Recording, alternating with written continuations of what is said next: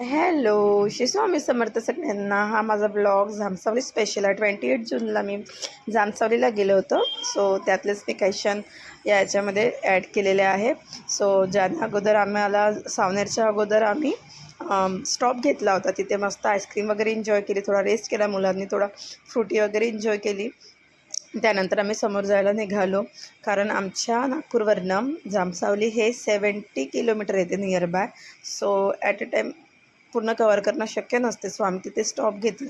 त्यानंतर एवढं सुंदर वेदर झालं होतं ना, असं एकदम थंडगार निसर्गरम्य वातावरण वाटत होतं.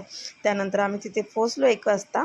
त्यानंतर मग छान हनुमानजीचे दर्शन वगैरे झाले आणि काही रिस्ट्रिक्शन तिथे नव्हतं व्हिडिओ काढायला वगैरे, शूट काढायला वगैरे. सो आम्ही छान फोटोशूट्स केले, व्हिडिओ शूट केले आणि हनुमानजीचे दर्शन वगैरे घेतले. सगळ्यांनाच माहिती आहे की हे हनुमानजी किती साक्षात आहे.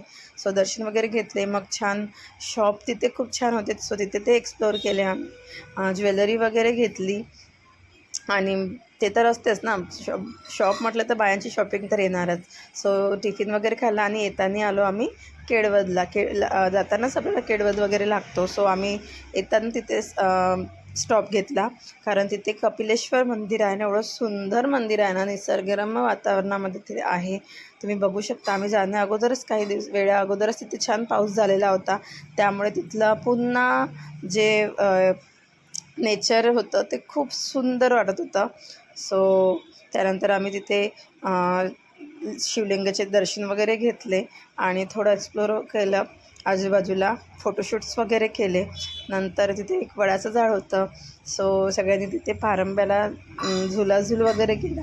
बघा, यामध्ये असं वाटतच नाही ना की हे माणसं आहेत, कारण बघा माणसांनी एज कितीही असो तरी बालपणीसारखंच एन्जॉय करायला पाहिजे. एक तर दिवस माणसाला मिळतोच, नाही तर वीकमधले 6 डेज आपण टेन्शनमध्येच राहतो. कामाचं टेन्शन भरपूर असं माणसाला असते ना, भरपूर टेन्शन असतात. आपण कोणाजवळ सांगू शकत नाही काही. बट हे जे क्षण आहे ना ते आपण जगू शकतो. सो मला असं वाटते की आपण आपल्या कोणत्याच गोष्टीला एज लिमिट नाही ठेवायला पाहिजे.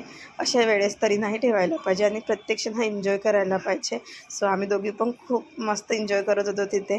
त्यानंतर मग तिथे भरपूर म्हणजे असं खूप सुंदर असं वाटत होतं की तिथेच थांबावं. असं छान गाई, मेंढ्या, काय म्हणतात त्याला, बकरी वगैरे भरपूर आम्हाला तिथे दिसले आणि खूप सुंदर आहे.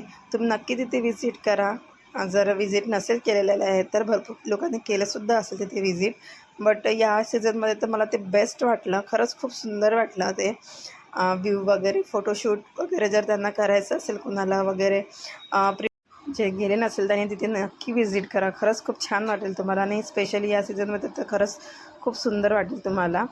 सो असंच आमचा दिवस आम्ही स्पेंड केला. नंतर आम्ही डायरेक्ट घरी आलो होतो, कारण स्पॉट तर भरपूर होते व्हिजिट करण्याला. म्हणजे वाकी होतं, त्यानंतर गोराडी मंदिरसुद्धा होतं. बट टाईम होता नाही, त्यामुळे आम्ही डायरेक्ट घरी आलो आणि असाच आमचा दिवस गेला. Thanks for